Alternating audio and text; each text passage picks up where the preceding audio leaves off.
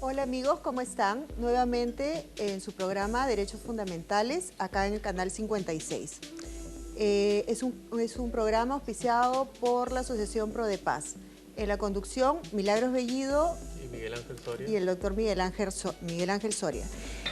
En esta ocasión, amigos, vamos a tratar el tema de los derechos sociales de los miembros de la Policía Nacional y de la Fuerza Armada, Miguel Ángel. Sí, en ese contexto, como nosotros sabemos en la actualidad, a partir de la lucha que viene dando nuestras Fuerzas Armadas y la Policía Nacional en el BRAE, con este flagelo del terrorismo y el narcotráfico, es que se ha suscitado un nuevo contexto de eventuales incumplimientos por parte del Estado de dotar o de permitir que los policías y militares ejerzan sus derechos sociales. Entre otras cosas, vamos a averiguar el día de hoy cuál es el marco normativo, si es que efectivamente el Estado está cumpliendo o no con sus obligaciones en materia de derechos humanos para militares y policías que actualmente vienen combatiendo heroicamente en el BRAE. Y bueno, y en ese sentido tenemos con nosotros al congresista Julio Gago, el presidente de la Comisión de Trabajo, quien ha declarado sobre este tema. Asimismo, vamos a tener el día de hoy como invitados a un policía en retiro, el señor Miguel Huerta, que va a contar también su historia personal. Asimismo, estaremos con un representante de la Defensoría del Pueblo, que es el doctor Julio Mancilla. Amigos, antes de pasar al siguiente bloque, les recordamos nuestro correo, prodepaz.instituto@gmail.com. Esperamos sus sugerencias y comentarios para justamente tratar de llegar a una solución para nuestros combatientes, nuestra gente que realmente saca la cara por nosotros cada día en esos lugares tan inhóspitos. Ok, volvemos amigos. Gracias.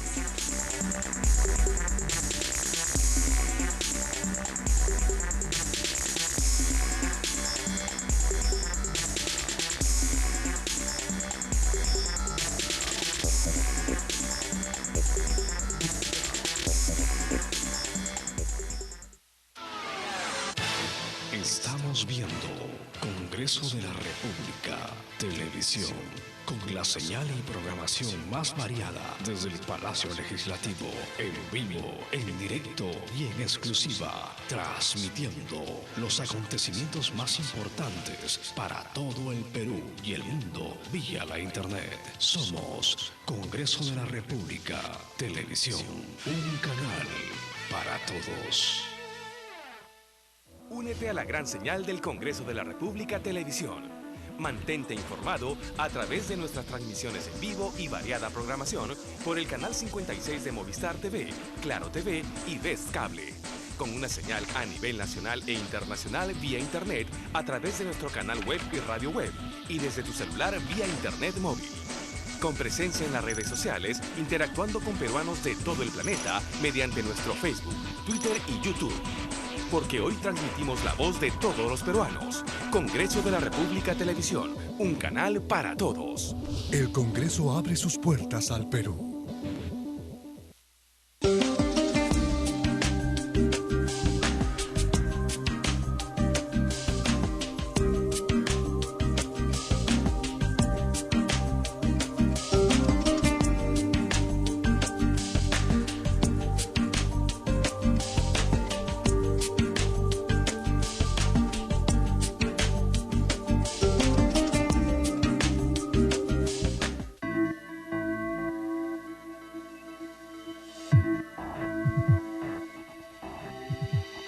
Porque igualdad no es seguir igual. Necesitamos un cambio. Necesitamos más. Sin partido. Sin etiquetas. Solo una más. ¡Unidas! Por una sola causa. Por el cambio. Por un Perú más igual. Solo hace falta una más. Tú. Tu ayuda. Tu liderazgo. Tu presencia. Tu acción. Entra a masigual.org. Conoce la herramienta que estamos desarrollando para ti.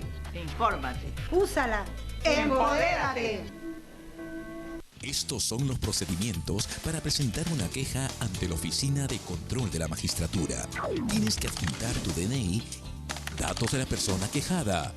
Tienes que señalar el número de expediente judicial, explicar los motivos o causas de tu queja y algo muy importante es aportar las pruebas que sustentan tu queja. Puedes llamar al servicio telefónico de la OCMA, Aló OCMA, también desde internet, o puedes acudir a la oficina de la Defensoría del Usuario de la propia OCMA u ODECMA. OCMA, trabajando por un poder judicial justo y sin corrupción. Hace unos meses vi llegar a Matthews. Era un gringo caminante que le gustó nuestro pueblito. Decidió quedarse un tiempo, así que le ofrecí mi casa. Y él, a cambio, me comenzó a enseñar inglés. Cuando tenía alguna duda, lo tenía que buscar o al restaurante Carmencita o a la tienda de Don Francisco.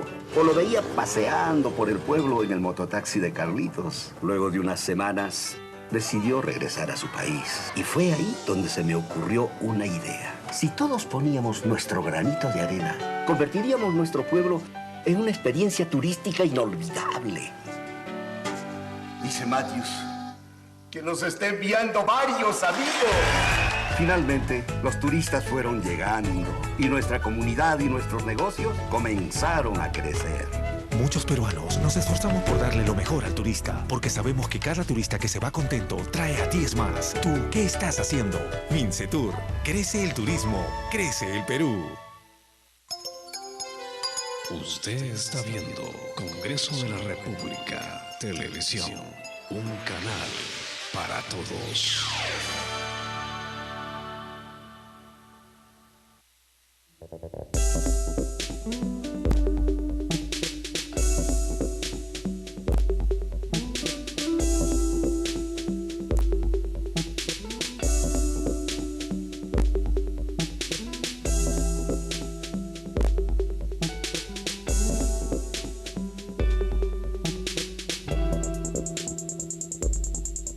Hola amigos, ¿cómo están?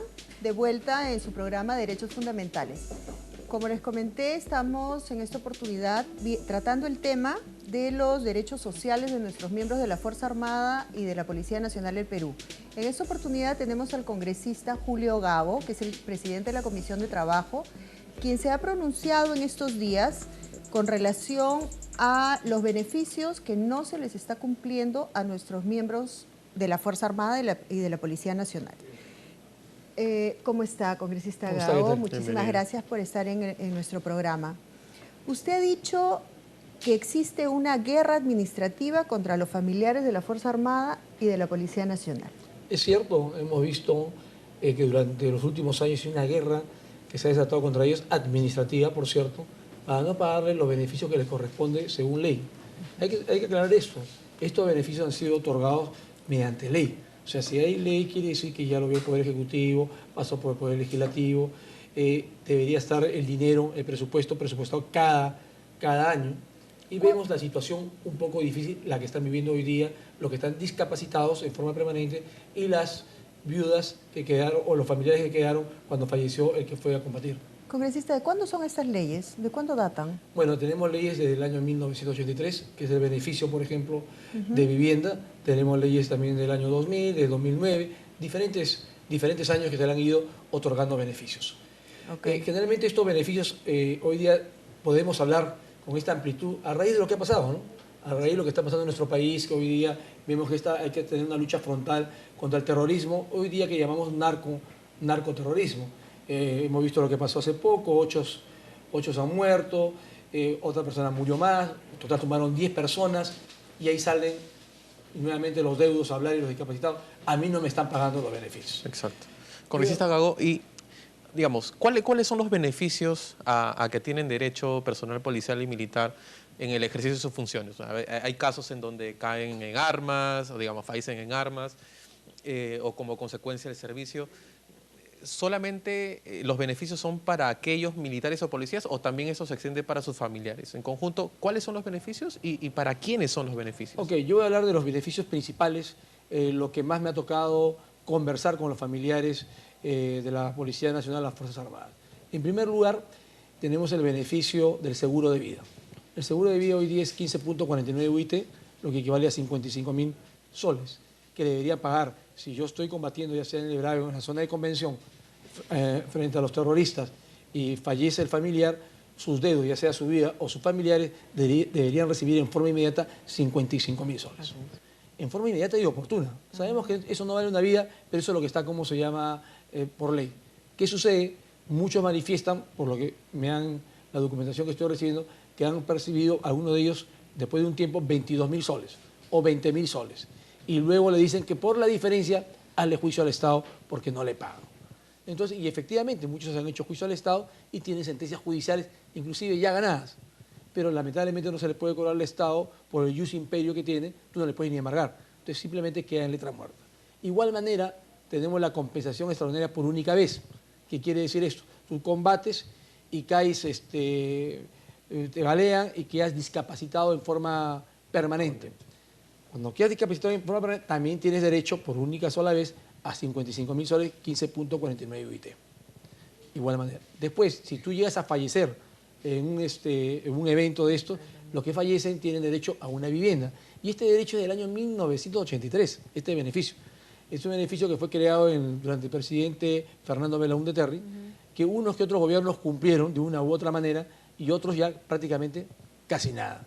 Hemos visto ayer que le han entregado, por ejemplo, una casa a este valeroso soldado Luis Austuquilca. No he escuchado del padre que le han entregado una casa a los deudos, en el caso de César Vilca. O sea, yo lo que pienso es que tenemos que cumplir con todos, como corresponde. Entonces, lo que estamos reclamando aquí es que no se están cumpliendo con los beneficios. Pero es más, ¿qué es lo que sucede? Y esto ya no es parte de un beneficio que yo creo que acá tiene que actuar el ministro de Defensa, tiene que actuar el ministro del Interior, junto con el ministro de Economía y Finanzas. Cuando tú caes en el BRAI o en la zona de convención y vas al hospital porque estás discapacitado, porque tienes todo un tratamiento, automáticamente te suspenden la remuneración, o sea, tus pagos. O sea, tú dejas de percibir tus pagos. ¿Y por qué? Porque tienen que hacerte una resolución de baja, que es un trámite que demora 6 a 7 meses. Luego de eso tiene que hacer la resolución de pensión, que demora 4 o 5 meses, y ese te fue un año. Y de ahí tiene que haber la programación de tu pago de tus remuneraciones o de tu pensión, que implica otro año más y por lo menos demora 2 años. Pero llega a los 2 años ni siquiera te pagan. Y bueno, dice, a los 2 años me van a pagar todo completo. Te van a pagar por partes, se están percibiendo por partes. Pero la gran pregunta es, ¿y de qué viven estas personas durante 2 años? Exacto. Y congresista, una pregunta. ¿Existe alguna entidad en el Ministerio de Defensa y el Ministerio del Interior que inmediatamente ocurran esos fatídicos eventos, se acerquen a los deudos, se acerquen al mismo caído, combatiente caído, digamos, ¿no? Y le digan, mira, no te preocupes por nada, que nosotros nos vamos a hacer cargo de todo. Tú recupérate en paz, o usted, madre, o usted, señora, haga su luto como debe de ser, ¿no? Existe de parte del Estado, porque en realidad es una responsabilidad del Estado. Bueno, ¿no es debería existir automáticamente, debería porque existir, yo creo que el soldado que hoy día va a luchar contra la subversión está luchando a favor de su país y a favor de los 30 millones de peruanos. Entonces lo que menos espera es, y lo que quiere esperar es, que si pasa o sucede algún evento que él no desearía, como quedar discapacitado permanentemente o fallecer, es que su país, su Estado, su gobierno responda a sus familiares y a sus deudos. Es lo que espera. Pero desgraciadamente no está sucediendo así, a pesar que las leyes existen. Entonces ese es el reclamo que hoy día están haciendo, no de ahora, porque sería injusto decir que solamente es ahora, sino esto ya viene de varios años. Exacto. Pero ¿por qué se entorpece esa Bueno, a raíz de esto, de esta conferencia que yo hice, me llamó el ministro de Defensa, el actual ministro de Defensa, José Urquizo, para tener una reunión junto con el ministro del Interior este lunes que acaba de pasar. Efectivamente estuvimos en la reunión el día lunes, 8 de la mañana, estuvieron también algunos representantes de los ¿cómo se llama?, de los caídos o los discapacitados. Estuvo el ministro de Defensa, no fue el ministro del Interior, mandó a sus dos viceministros, y estuvieron algunos generales y otros militares en esta reunión. Entonces la conclusión, yo he visto que ellos tienen ganas de solucionar el problema, pero las ganas no son suficientes. Yo puedo tener mucho deseo de hacer muchas cosas, pero con el deseo no consigo nada. Ellos quieren formar mesas de diálogo, la Comisión de Defensa está haciendo una subcomisión para juntar todos estos proyectos de ley, esas leyes que están dispersas, juntarlo uno solo y hacer de alguna manera una reserva, un contingente de reserva, pero esto va a ser a futuro, o sea, esto no va a suceder hoy día. Esto puede suceder ya que si se aprueba a final de año. Entonces aún no hay proyecto de ley, Entonces, digamos que no en la Comisión es que de la ley Trabajo... existe, no tengo necesidad de agruparla, la ley ya existe. Ya. La ley hay que cumplirla. Entonces su Para eso posición es hacemos que la no es ley. necesario agruparlas. Pero sino ¿qué he notado yo en esta reunión? En esta reunión, en este diálogo que hemos tenido, donde también las madres y las asociaciones se han expresado, o sea, de parte de la recepción del gobierno hay muy buena recepción, pero no hacemos nada con la recepción cuando todos me contestan que han oficiado y quieren hablar con el ministro de Economía y Finanzas. O sea, todo esto retrocede inmediatamente al MEF. Entonces yo lo que he propuesto, exactamente lo digo al ministro de Defensa, digo, ¿qué hacemos reuniéndonos nosotros si ustedes no tienen la solución? Si la solución la tiene el MEF, ahí se entrampa, pues hay que hablar con el ministro de Economía y Finanzas. Ahora los deudos, y con justa razón diría yo, deberían pagarle inmediato. Porque estamos hablando que el Perú avanza, el Perú crece, el Perú tiene las 3 BBB económicamente, es un país que hoy día apetitoso para la inversión extranjera. Pues si hemos crecido tanto, pero no tenemos plata para pagar a nuestros soldados de beneficios que no están pidiendo limosna, que no están extendiendo la mano, sino beneficios ya otorgados a través de los años. Así es. Entonces ellos dicen, bueno, si no me pueden pagar ahora en este momento, que me digan por lo menos a ciencia cierta, me vas a pagar de acá 3 meses, de acá 1 año. O sea, quieren saber que hay un cronograma de pagos por lo menos. Entonces, si el MEF, si el ministro de Economía y Finanzas no nos reunimos todos juntos, porque ellos tampoco se quieren imponer, a pesar que tienen la ley a su favor, quieren dialogar, quieren llegar a un momento que le paguen, no logramos todavía eso. Yo no creo realmente que de parte del ministro de Defensa y del ministro del Interior podamos lograr algo en este punto si no interviene el ministro de Economía y Finanzas. Congresista Gago, ¿hay algún índice de cuántos militares y policías vienen reclamando en la actualidad sus derechos sociales? A mí me lo están alcanzando el ministro de Defensa y el ministro del Interior, y cada institución armada está sacando justamente su relación, que ellos dijeron, vamos a hacer todo como un censo, le digo, pero no hay necesidad de hacer nada de eso. Yo supongo que cada institución tiene un registro. la tiene que tener al día, o sea, si no, ¿dónde estaríamos? Lo que tienen que hacer simplemente es recopilarla y en forma más clara entregársela al ministro de Economía y Finanzas y decir, oiga, debemos esto, ¿cómo hacemos para pagar? A cada uno le corresponde. Porque no es justo que yo, sabiendo que tú me des a mí dinero por este beneficio, para que tú me pagues tengo que hacerte un juicio. O sea, encima que no recibo el beneficio, gasto plata en el juicio. Termina el juicio, sale a favor mío, tampoco me paga. Y no se cumple la sentencia. Yo creo que no podemos estar jugando hoy día con estos soldados que realmente, que a pesar de estas circunstancias, van con la moral alta, exponen el pecho por todos los 30 millones peruanos. Yo creo que ellos están esperando también, de la misma manera, una respuesta hoy día de nuestro gobierno. Yo quiero hacerle un comentario sobre este incumplimiento de sentencias y nos gustaría escuchar su opinión.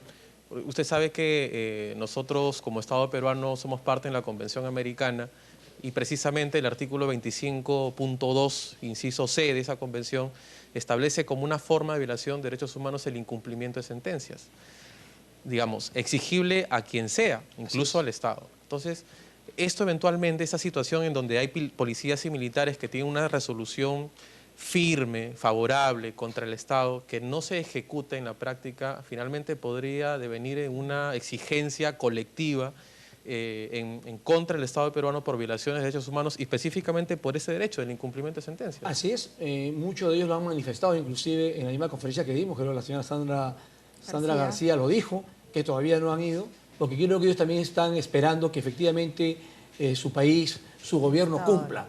O sea, yo creo que no hay necesidad de llegar a esos extremos, porque estamos haciendo una lucha no contra la subversión, no contra los que debemos luchar, estamos luchando internamente nosotros, quienes nos están defendiendo de esta lacra social, y yo creo que más aún, siendo el presidente Ollantumala un militar de carrera, él conoce más de cerca las necesidades tanto de la Policía Nacional como de las Fuerzas Armadas. Yo creo y confío que el ministro de Defensa consiga realmente esta reunión con el ministro de Economía y Finanzas, nos sentemos todos juntos y realmente se llegue a un acuerdo. O sea, que la gente, los deudos de estos valiosos soldados, sepan que le van a pagar en una fecha cierta. Claro. Recapitulando entonces, congresista Gago, el tema pasa porque el Ministerio de Economía le dé solución a este problema. Pero además, ¿qué podemos hacer para, digamos, arrinconar o presionar o hacer que el Ministerio de Economía, digamos, se sensibilice en este tema, ¿no? Porque ya van varios gobiernos, ¿no?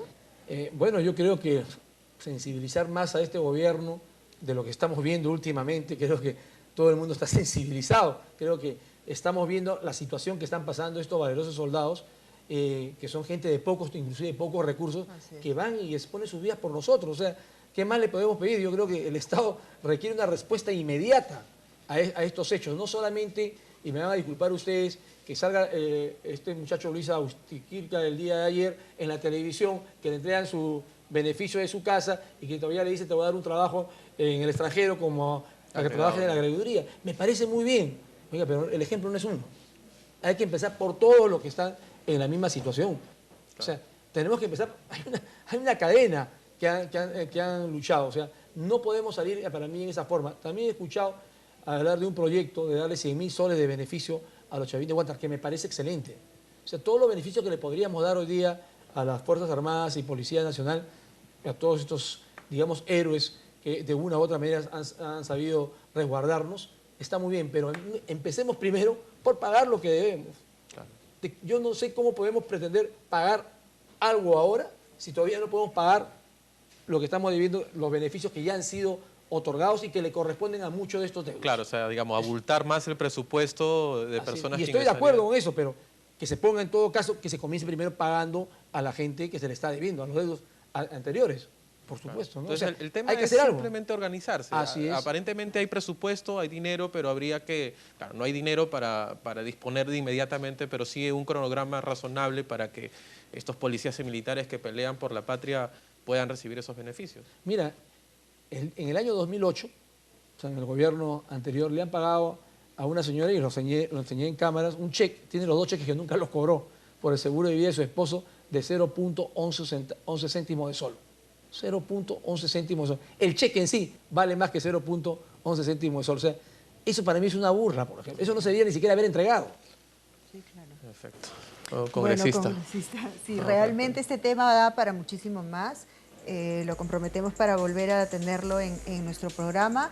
Y amigos, le agradecemos al congresista Julio Gagó y regresamos en el siguiente bloque. Muchas gracias por su aporte. Muchas gracias.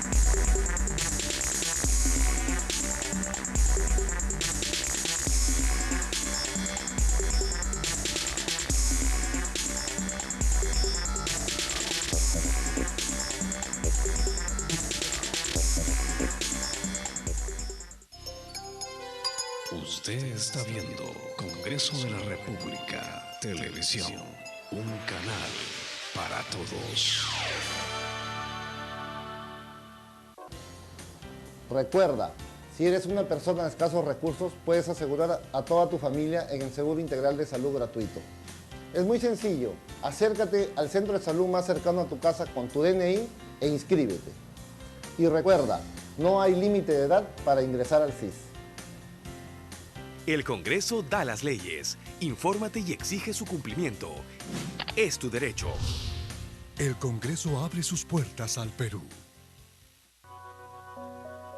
Quiero un país donde aprender esté al alcance de todos, donde gozar de una mejor calidad de vida esté garantizado, donde prevenir sea la regla. Quiero un país donde nos sintamos seguros, donde seamos tratados con el mismo respeto y donde tengamos el mismo orgullo.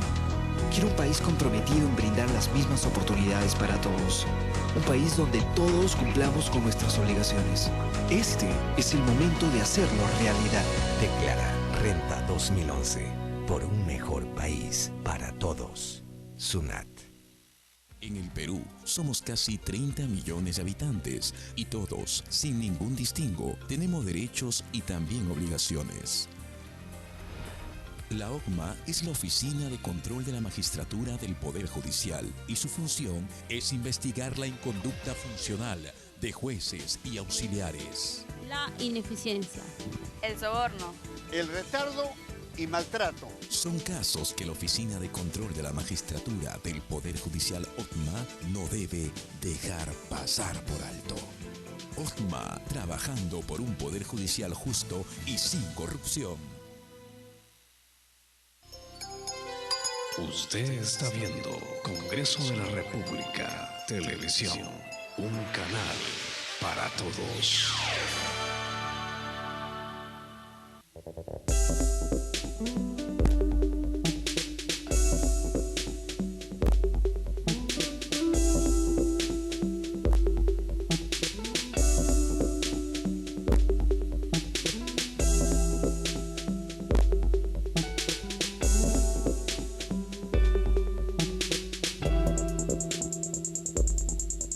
¿Qué tal, amigos y amigas? Volvemos con su programa Los Derechos Fundamentales. Continuando con el tema de hoy, los derechos sociales de los policías y militares en ejercicio de sus funciones, tenemos como segundo invitado al doctor Manuel Huertas González. Bienvenido, doctor. Gracias. Él es egresado de la Maestría de Derechos Humanos del Centro de Altos Estudios Nacionales, CAEN, pero además él ha venido el día de hoy en calidad de invitado porque asimismo es suboficial de la Policía Nacional del Perú en retiro. Entonces, él nos va a contar el día a día de cómo es que el personal policial vive o solicita o ejerce, o en todo caso cuál ha notado que son las deficiencias en materia de derechos sociales de la Policía Nacional del Perú. Sea bienvenido y bueno, escuchamos su experiencia y muchas gracias por venir al programa. Gracias, buenas tardes. En primer lugar, mi agradecimiento al Congreso de la República, al programa Derechos Fundamentales, a Prodepaz. Yo tengo una alegría profunda porque después de tantos años se pone en debate un tema muy importante en el país. La importancia del trabajo del militar y el policía. La Organización Internacional del Trabajo del año 2013 hizo un informe y consideró el trabajo del policía de la misma manera que el bombero y el paramédico, y lo denominó trabajo de urgencia, y que tenía que tener un carácter especial. ¿Qué significa? Si todo ciudadano tiene un trabajo ordinario y común, el policía, aparte del trabajo ordinario y común, tiene un trabajo extraordinario, que no tan solo es arriesgar la vida, sino la dedicación completa y exclusiva. Yo creo que si hacemos una encuesta a los policías y militares, todos van a decir que lo que más sienten es la ausencia de la familia. Y lógicamente la familia también siente el padre ausente por cumplir su función, por arriesgar su vida, por defender la patria, por defendernos a todos. En ese sentido yo creo que la sociedad de alguna manera debe de devolver todo ese sacrificio, todo ese esfuerzo que hace. Entonces me da alegría porque hasta que por fin se están viendo los proyectos de ley para mejorar la remuneración y los beneficios personal, militar y policial. Pero si a mí me preguntaran qué hacer, yo diría el que quieran, el proyecto que quieran, pero que lo aprueben ya. ¿Por qué? El año 1990 el expresidente Alan García aprobó un decreto supremo en la cual homologó los sueldos de los policías, pero nunca se cumplió. Acá ya se ha comentado de que lamentablemente algunos policías, para que le reconozcan su derecho, tienen que demandar judicialmente. Y en ese caso también hubieron como cerca de 30 policías que demandaron judicialmente y ganaron, y se está aplicando ese decreto supremo. Pero cuando se enteraron los demás policías, no sé qué pasó, hubo dilación judicial, entonces en este momento está entrampado. Doctor Huertas, perdón. En el bloque anterior hemos comentado que efectivamente existen las normas, existen las leyes, pero sin embargo el ente ejecutor, que es el Ministerio de Economía, y no necesariamente de este gobierno, ¿no es cierto? Porque esta es una problemática que no podemos decir que es de este gobierno, que recién inicia en todo caso, sino que viene de gobiernos anteriores, ¿no es cierto? Existen las normas y las leyes para los beneficios, las remuneraciones, las pensiones. Sin embargo, no se pueden aplicar, son imposibles de aplicar. ¿Por qué? Por el tema administrativo, por el tema de voluntad, por el tema de presupuesto, no se sabe. El tema es que los policías y militares que nos defienden cada día en el BRAE no pueden hacer efectivas tales remuneraciones y tales beneficios. ¿Usted está de acuerdo con este tema? Y en todo caso, ¿cómo lo ha percibido usted? ¿Efectivamente es así? ¿No tienen ustedes a dónde ir a quejarse? ¿Sienten una dejadez de parte de su Estado, de su...? El policía tiene una ironía, ¿no? Porque él defiende los derechos de los ciudadanos, de alguna manera lo protege, está encargado de la seguridad ciudadana, pero él no tiene quien lo defienda. Por eso que yo saludo la preocupación cuando se plantea como proyecto crear la Defensoría del Militar y que la Defensoría del Policía cambie, ¿no? ¿Existe o no?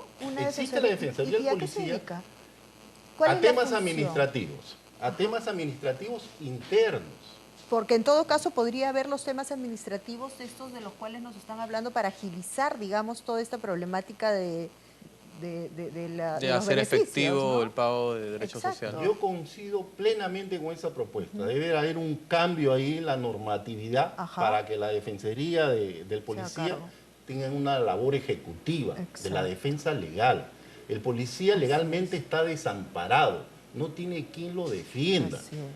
y tiene que conseguir un abogado y tiene con su sueldo que es mínimo, tratar de ver la forma de sufragar esos gastos judiciales. Claro, la labor de la Procuraduría, por ejemplo, el Ministerio del Interior, no alcanza a defender a los policías que eventualmente se ven sometidos a un proceso judicial en el ejercicio de sus funciones. Entonces, el mismo policía, con sus remuneraciones, tendría que pagar los honorarios de su abogado o su abogada para poder defenderse en un proceso, ¿no? Esa es otra de las ironías. Las Procuradurías defienden al Estado, pero no a los agentes del Estado. Los tienen abandonados. Yo creo que ya hemos visto el caso de Chichavín de Huántar y otros casos más. Entonces ahí tiene que haber un cambio, tiene que haber una innovación. Entonces la labor de la Defensoría del Policía, ¿usted considera que es una labor loable, pero que aparentemente se circunscribe al ámbito meramente administrativo? Pero ahora hace poco en la prensa salió un caso en el que unos policías fueron denunciados en La Molina, sí, por un presunto incumplimiento de sus labores funcionales. Y precisamente la Defensoría del Policía había actuado en ese caso en calidad de abogados defensores de los policías implicados en ese caso. Hasta donde yo tengo conocimiento, los asiste parcialmente, pero no totalmente durante todo el proceso. Ajá. Y eso yo creo que sería lo ideal. Ahí hay una deficiencia, hay vacíos que yo creo que también que en los nuevos proyectos de ley que se están dando en el Congreso, se debe también ver la defensa del policía, porque está prácticamente indefenso, ¿no? Porque el policía que ha regado su vida, que ha sacrificado todos sus años de servicio, y aquí también una inquietud, el policía en retiro también puede colaborar de alguna manera para hacer labores administrativas. Ustedes recordarán que hace poco hubo un decreto supremo que aprobó el voluntariado policial. Como una especie de voluntariado. Claro, ajá. Pero hay que involucrar a los policías de retiro y lógicamente hay que darle un reconocimiento. Por ejemplo, otra ironía, yo como policía retirado quiero trabajar en el Estado y me van a asignar un presupuesto o un sueldo de 2.000 soles, menos 1.200 que yo gano como pensionista, ganaría 800 soles, porque no puedo tener doble sueldo del Estado. Hay un proyecto de ley que ojalá que también que se apruebe, que va a permitir que el policía y el militar pueda trabajar y pueda percibir doble sueldo del Estado en temas de serenazgo y seguridad ciudadana. Ojalá.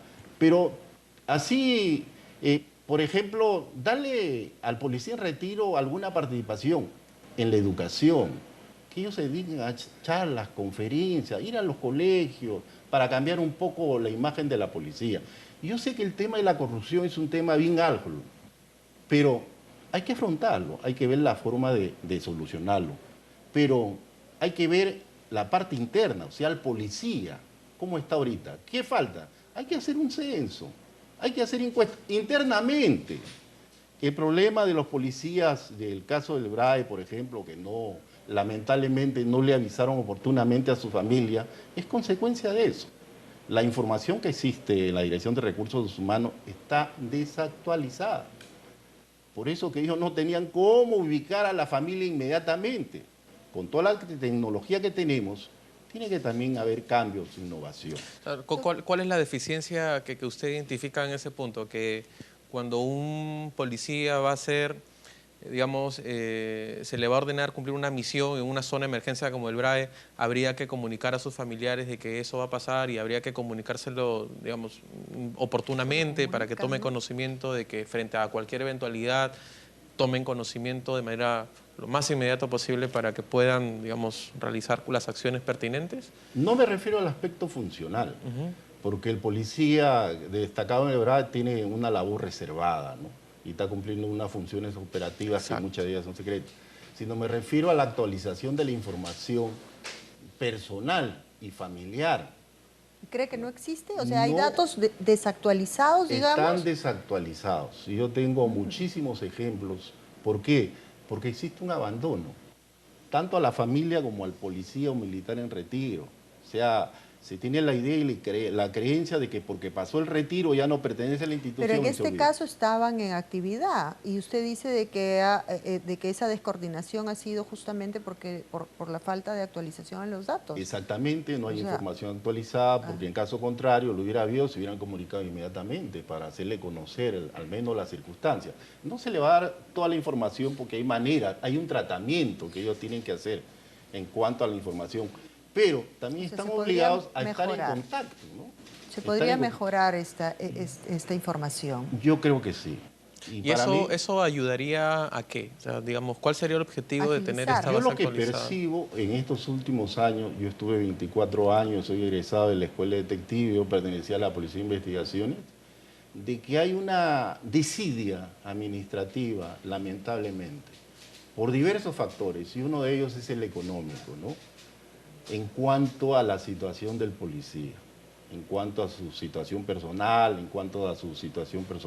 Yo he tenido la suerte de vivir una buena época, yo estuve en la década del 70, la situación económica era distinta. Es increíble que en ese tiempo el sueldo era 5.000 soles mensuales, por decir, ¿no?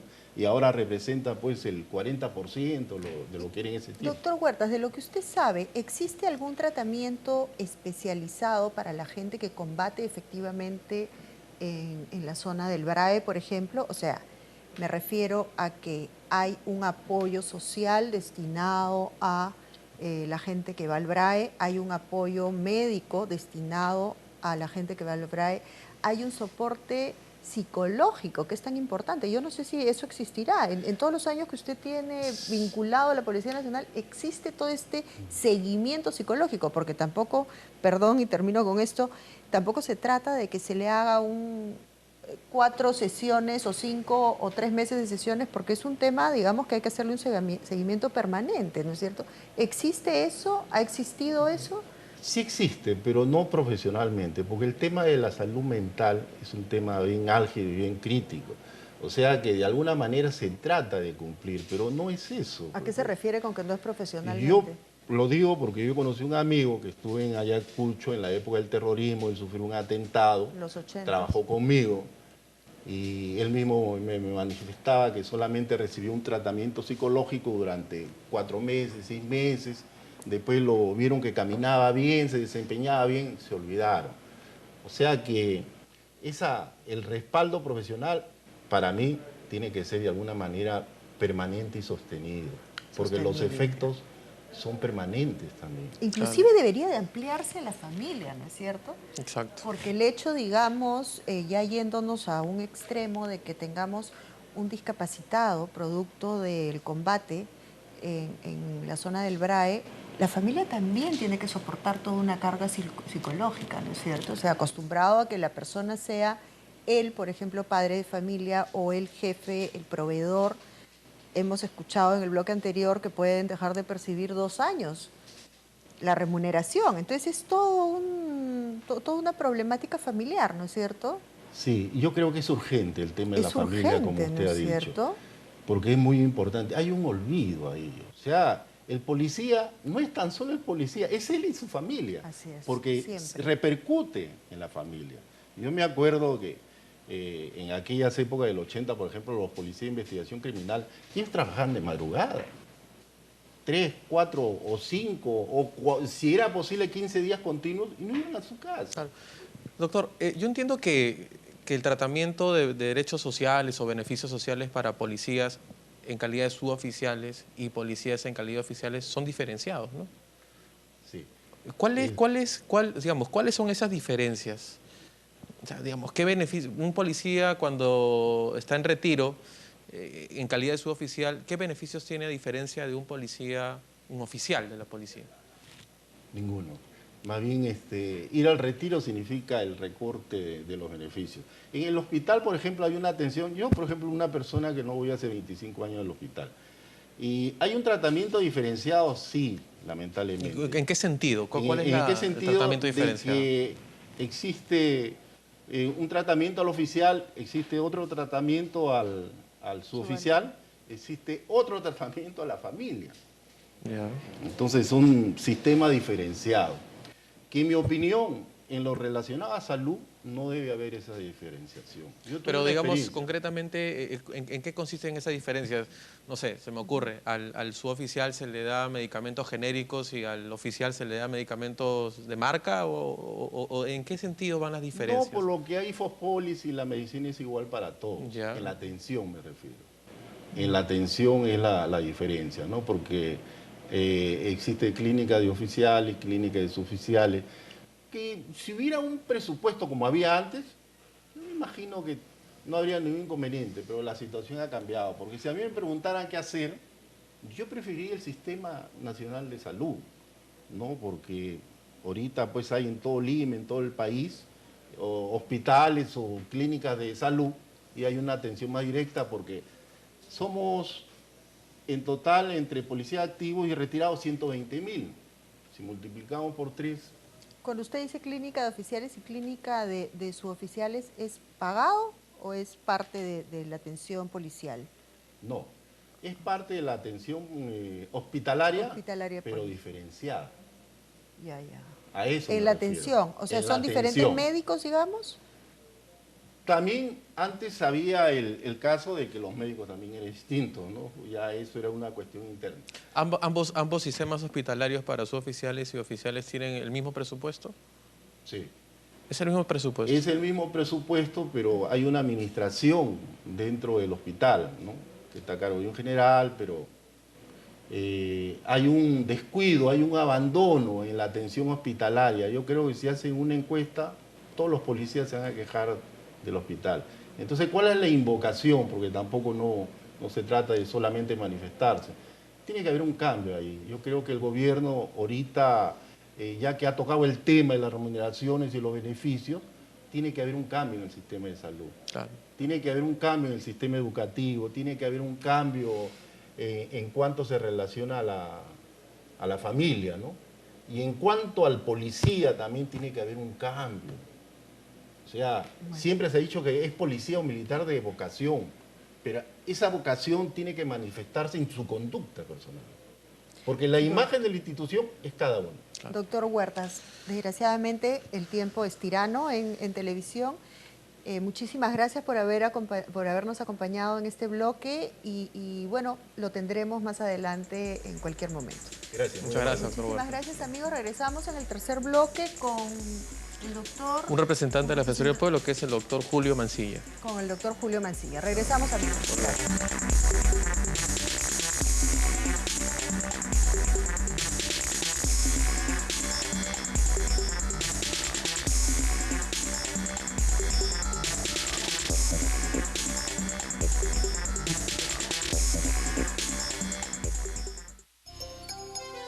Usted está viendo Congreso de la República Televisión, un canal para todos.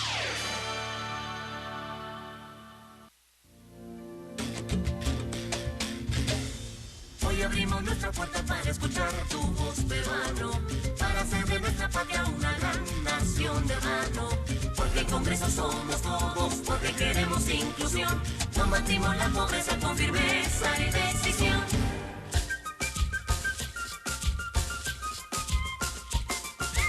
Hoy abrimos nuestras puertas, Perú.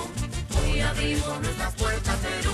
Tu voz se siente, tu voz se escucha. Estamos juntos en la lucha. Hoy abrimos nuestras puertas, Perú. Hoy abrimos nuestras puertas, Perú. Desde costa, sierra y selva, y desde todos los rincones, en cada pueblo como hermanos, trabajemos de la mano, uniendo alma y corazones. Hoy abrimos nuestras puertas, Perú. Hoy abrimos nuestras puertas, Perú. El Congreso abre sus puertas al Perú. Recuerda, si eres una persona de escasos recursos, puedes asegurar a toda tu familia en el Seguro Integral de Salud gratuito. Es muy sencillo, acércate al centro de salud más cercano a tu casa con tu DNI e inscríbete.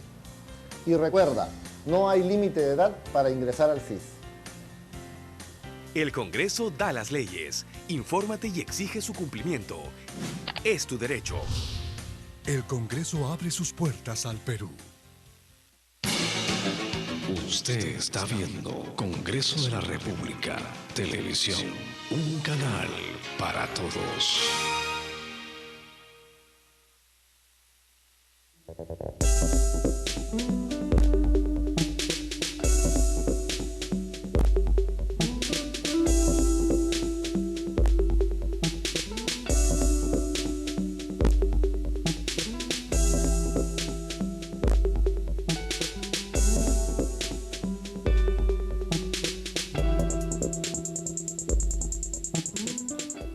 y amigas, volvemos con su programa de los derechos fundamentales y como lo anunciamos en el bloque anterior, contamos con un representante de la Defensoría del Pueblo, es el doctor Julio Mancilla, quien es abogado de la Adjuntía para los Derechos Humanos y Personas con Discapacidad de la Defensoría del Pueblo.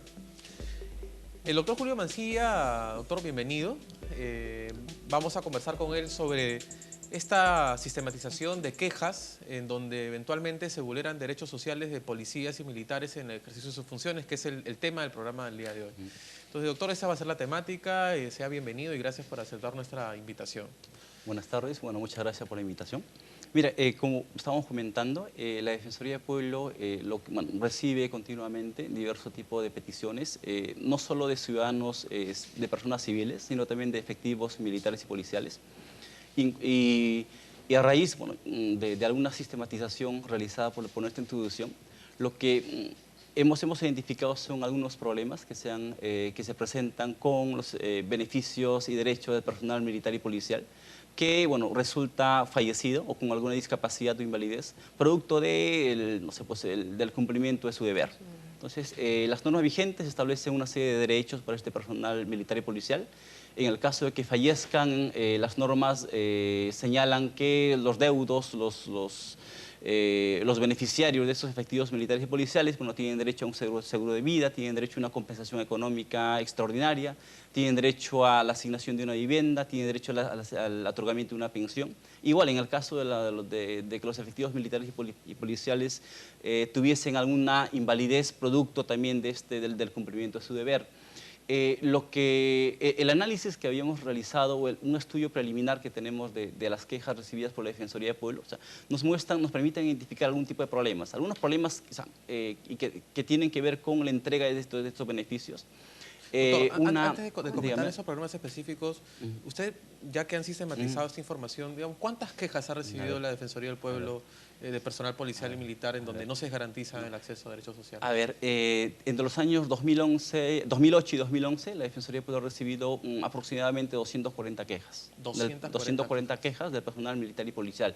En este momento, comentarles que la Defensoría del Pueblo está trabajando en un informe. Estamos sistematizando recién esa información y lo que quería, en todo caso, es aprovechando la invitación de ustedes, es adelantarles algunas conclusiones de ese informe en aras de poder contribuir a que la institución militar y policial pueda otorgar estos derechos a las personas que lo necesitan. Le comentaba también que este tipo de problemas que vemos que permitieron advertir las quejas de la Defensoría del Pueblo tienen una serie de características y una serie también de rubros. Un primer problema, por ejemplo, que vemos en este tipo de casos es una demora excesiva. O sea, los procedimientos para que las viudas, las madres, los hijos puedan recibir una pensión o un beneficio, un seguro de vida, demoran demasiado, exceden los plazos legales. Y esto también motivado por la exigencia de requisitos que son muy abundantes, son requisitos extremadamente amplios. Y un segundo aspecto es que en muchos casos la institución militar y policial lo que hace es pedir requisitos que la misma institución militar y policial posee. O sea, me refiero, por ejemplo, al caso de, para pedir un seguro de vida, en el TUPA del Ejército, por ejemplo, lo que hace es solicitar la partida de nacimiento original del causante, cuando esa información ya figura en los legajos de ese personal militar y policial.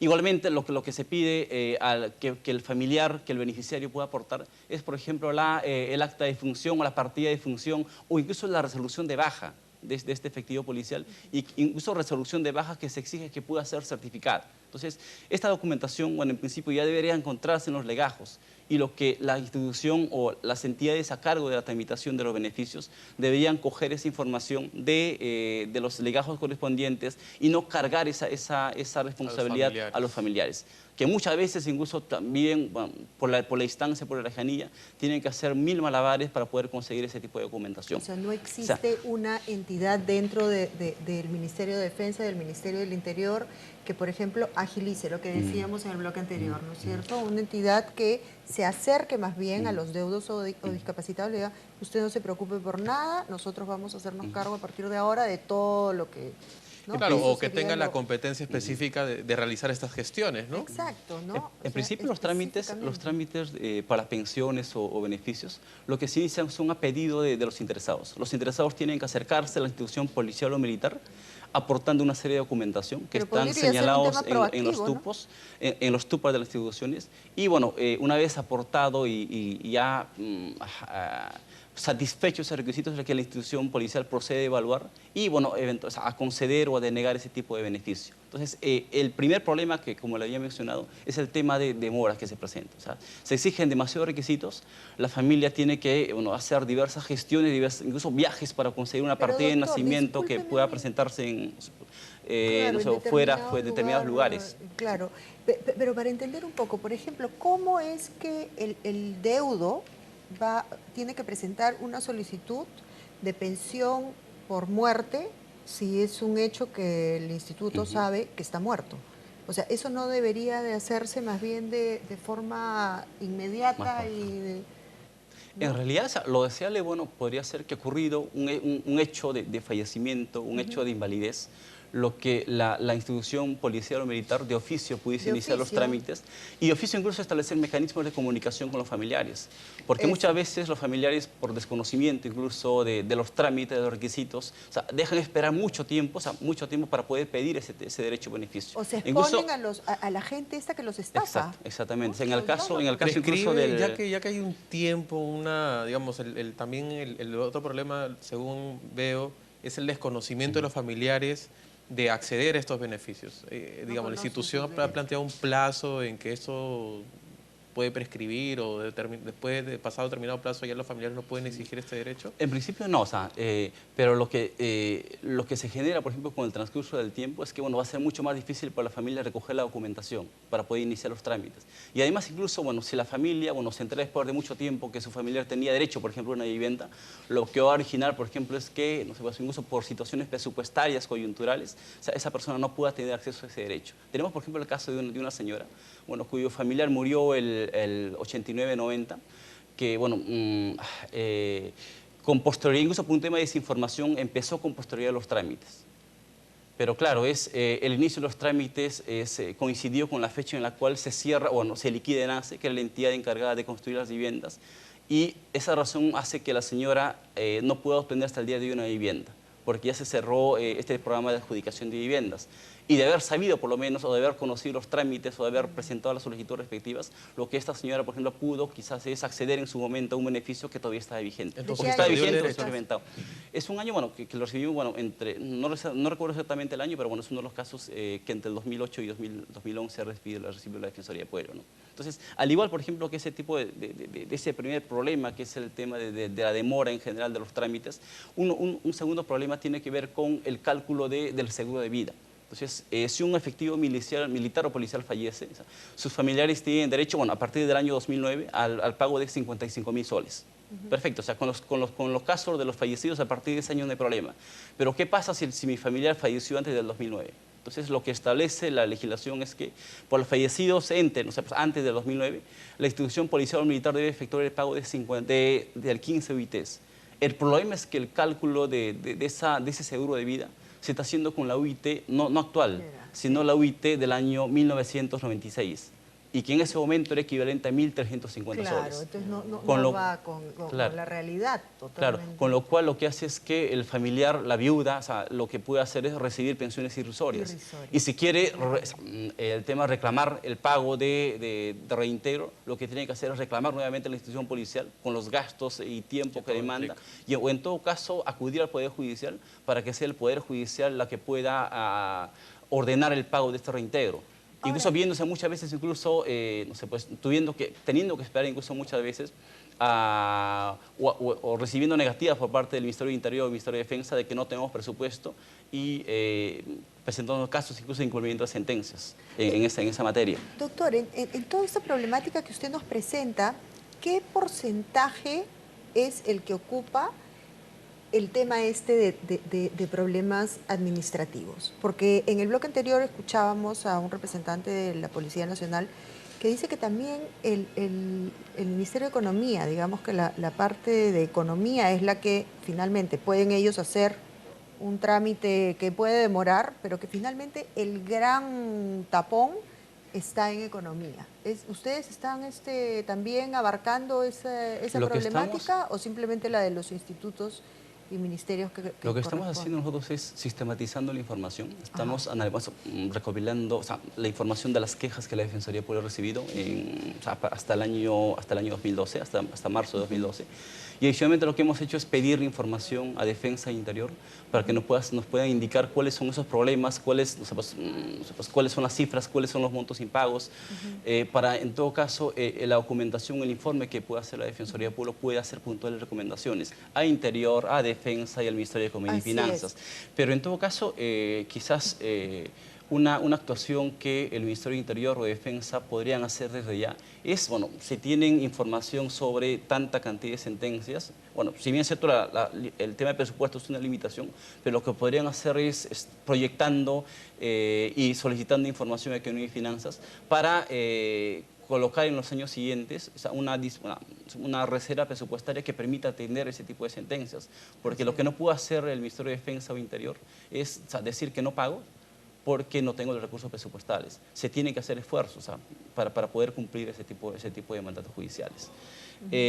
Mencionaba, bueno, dos problemas en relación a beneficios y derechos. Un tercer problema tiene que ver con el beneficio de vivienda.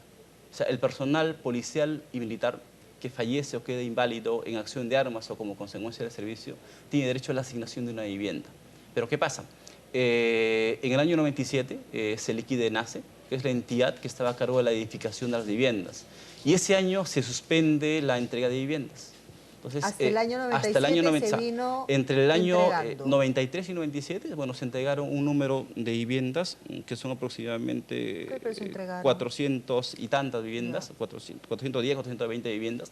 Pero en el 97, con la liquidación de ENACE, se cierra este programa de edificación o se paraliza este tipo de beneficio. Con lo cual, bueno, según una última información que nos ha hecho llegar el Ministerio del Interior, entre el año 97 hasta mayo de este año hay 1.066 solicitudes pendientes, o sea, que estarían a la espera de la entrega de una vivienda. Hay 1.600 personas que están reclamando una vivienda y que por un tema de que no se ha todavía superado esta deficiencia, no pueden acceder a este derecho. ¿Quiénes son beneficiarios a la vivienda? ¿Los discapacitados y los deudos? En realidad son beneficiarios puede ser los deudos del personal fallecido, militar y policial, que fallecieran en acción de armas o en acto de servicio.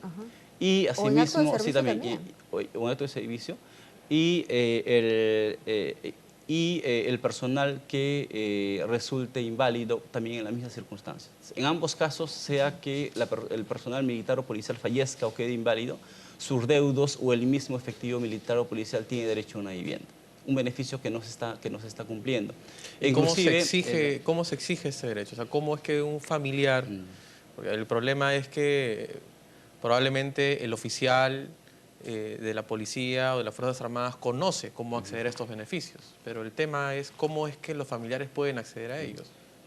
¿Cuál es la oficina, digamos, concreta del Ministerio del Interior o la oficina o el departamento del Ministerio de Defensa a donde un familiar cuyo familiar, valga la redundancia, ha fallecido en armas pueda solicitar este beneficio de vivienda, por ejemplo? Dentro de tanto la institución militar y policial, bueno, existen una oficina de bienestar, una oficina de pensiones. Entonces, la que se encarga de poder tramitar o asegurar la entrega de estos beneficios. Pero, por ejemplo, si mencionamos el caso específico de vivienda, bueno, lo que están haciendo actualmente tanto el Ejército, la Marina o incluso la Policía Nacional es recibir las peticiones. Están recibiendo peticiones, están calificando las peticiones, pero una vez que califican las peticiones se queda ahí el pedido, porque no hay forma como tramitar o cómo viabilizar el pedido o este derecho o beneficio que tienen los familiares. Yo, Miguel, haría una pregunta en base a tu pregunta. ¿Los miembros de la Fuerza Armada y la policía saben realmente que tienen derecho a una vivienda? O sea, ¿todos saben? Porque realmente pasa por el tema de que si ellos son conscientes de cuáles son los beneficios que tendría que reclamar su familia, ¿no? De allí incluso la importancia de establecer canales de comunicación. O sea, que ocurrido un evento, por ejemplo, un fallecimiento, como decía, un acto invalidante, las autoridades militares y policiales deberían ponerse, la administración debería ponerse en conocimiento, o sea, ponerse en contacto con los familiares e informarles, incluso por un tema de reconocimiento a la labor esforzada que vienen realizando. Pero ¿ha identificado ustedes qué tan informados están los miembros de la policía y de la Fuerza Armada? Bueno, hay cierto grado de desinformación, hay cierto grado de desinformación, e incluso, y básicamente el tema de no sé, pues, los problemas incluso que se presentan dentro de la tramitación misma de este tipo de derechos y beneficios. Doctor Mancilla, ahora en un bloque familiar, digamos, está el padre, está la madre, eventualmente no está ninguno de los dos, sino está el abuelo, está la abuela, y tal vez no estén ni tampoco los abuelos o abuelos, están los hermanos, y en algunos casos puede estar la cónyuge o el cónyuge, y en otros casos también podría estar la conviviente o el conviviente. ¿Cuál es el tratamiento? ¿Quién tiene esta legitimidad para poder solicitar estos beneficios sociales? O sea, la vivienda o la pensión. En principio, quien tiene derecho es las personas a quienes la norma señala. Bueno, por ejemplo, tratándose del derecho pensionario, lo que establece la ley es que fallecido un efectivo militar o policial, tienen derecho a pensiones el hijo si tuviese hijo, la cónyuge, si tuviese cónyuge, y bueno, en defecto de hijo o cónyuge, bueno, quienes tienen derecho son los ascendientes, el padre y la madre de este efectivo militar o policial fallecido. El problema, por ejemplo, viene por el lado de las convivientes, y es que en base a las normas que existen en las instituciones policiales y militares respecto al tema de pensiones, lo que se está haciendo es impedir que estas personas puedan acceder a los derechos y beneficios que por derecho debería corresponderles. Y bueno, pese a que la situación de convivencia, bueno, es una figura, bueno, que está reconocida constitucionalmente. Incluso en el ámbito civil, en el ámbito no de los militares y policías, sino de los pensionistas, por ejemplo, del Sistema Nacional de Pensiones, bueno, existe un pronunciamiento del TC que establece que no existe razón para que una ley pueda negar el derecho de las convivientes a poder tener acceso a los derechos y beneficios, porque la convivencia, bueno, tiene los mismos efectos que el matrimonio. Entonces, teniendo los mismos efectos y siendo una figura reconocida constitucionalmente, no tendría por qué negarse en principio el acceso a estas personas a los beneficios que le corresponden. Incluso, bueno, en el caso, por ejemplo, de los últimos fallecidos en los operativos del BRAE, en el caso de uno de los suboficiales fallecidos, bueno, la beneficiaria, bueno, era una conviviente, es una conviviente, o sea, tiene un conviviente. Entonces, en este caso, lo que se le ha hecho es otorgar una pensión de orfandad a favor de la hija, bueno, pues tenía una niña, le dieron el 100% de la pensión de este suboficial, pero claro, es lo que no se toma en cuenta, quizás por un tema de desinformación del mismo beneficiario, es que una pensión de orfandad corresponde solo hasta los 18 años. Claro. En cambio, una pensión de viudez, que en este caso podría eventualmente reconocerse a una conviviente, o sea, tiene validez de por vida. Hasta que subsista. Hasta que pueda subsistir la situación. Claro, porque si es que el hijo o la hija tuviera más de 18 años, simplemente no hubiera derecho. En principio se corta ese derecho. Salvo, bueno, tratándose de hijas solteras, bueno, que sean mayores de edad, pero, bueno, o que estén cursando estudios superiores, o que, o sea, no tuvieran los medios suficientes para poder subsistir. ¿Solo para las hijas? Sus hijas, o sea, para las hijas. Y también para los hijos. Sí, exactamente. O sea, que fueran mayores de edad, pero que no tuviesen recursos para poder, no sé, pues, subsistir. Doctor Mancilla, muchísimas gracias. El tiempo se nos ha terminado en esta oportunidad.